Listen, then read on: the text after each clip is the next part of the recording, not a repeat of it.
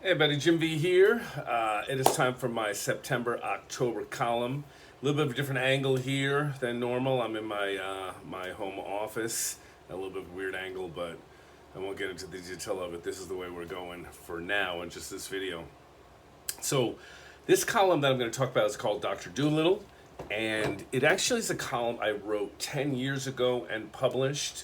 And I talked a bit about the feral cats that we had that had shown up a few years before that, who are now 14 years old and thriving and doing well. So we had a little bit of commentary about that. But I'm going to do a live read here and then just a brief commentary after. Hope you enjoy the story. Animal lovers, I think, are really going to like this story. And, obviously like, subscribe, all that good stuff if you're interested. All right, I'm going to put my glasses on for this.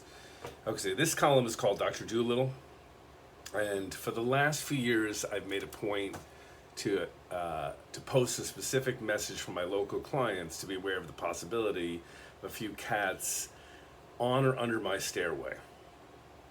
There are 6 apartment ferals that some of the residents of my condominium complex feed on a regular basis. My stairs are definitely one of their favorite hangout spots. Even from personal experience, I know it can be unnerving to walk up the stairs and see a cat or two jump off the stairway running. It's sort of a comical situation, probably gets a few of my new and more superstitious clients to feel even more nervous when a black cat is part of this introduction. The cats are all fixed and actually fairly friendly. A few of them even cautiously let some of the residents pet them. Almost all of them let me pet them. And a few of them want me to do it even when I'm not handing out food to them. Like all animals, they're bred to be part of human families, just need affection and human touch. They swirl around my legs happily when I go outside at feeding time and show little or no fear of me at all. I've been called Dr. Doolittle by a number of people at times in my life, and I take it as a compliment. Dr. Doolittle was a fictitious character from a movie with Rex Harrison in the 60s and also revamped in the late 90s and played by Eddie Murphy. He could talk to the animals. My mother and 2 of my 6 siblings have somewhat similar skills. My ability to talk to animals, calm them, and earn their trust started at a very young age.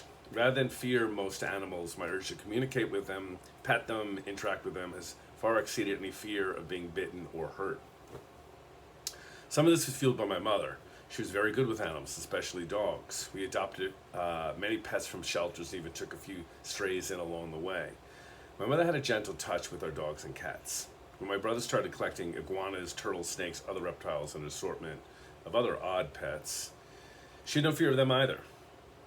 Me and a few of my siblings followed suit.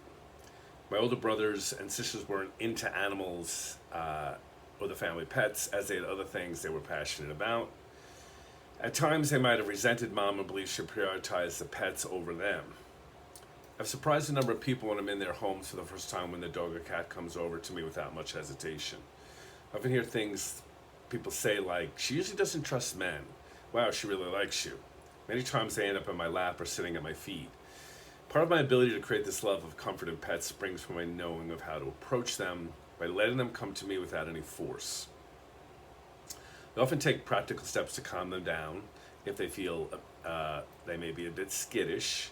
On the other hand, an immediately friendly dog or cat will respond well to prompts like, "Aren't you a handsome boy?" or clapping their hands playfully.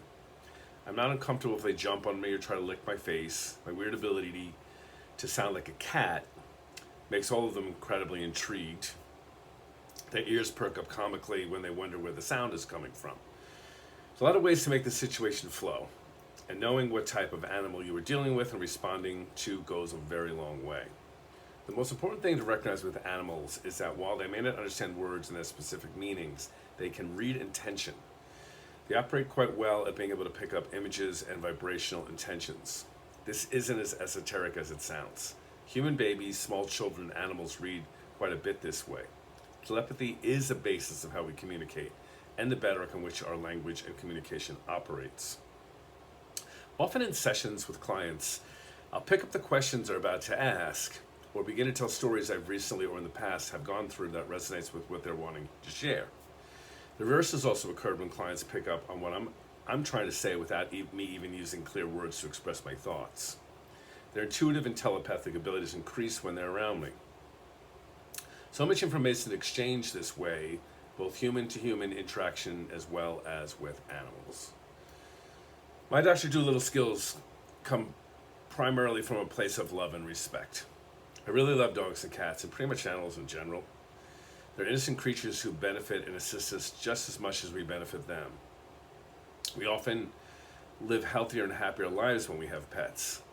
A constant stream of unconditional love is not always achievable with other human beings, but animals do it effortlessly.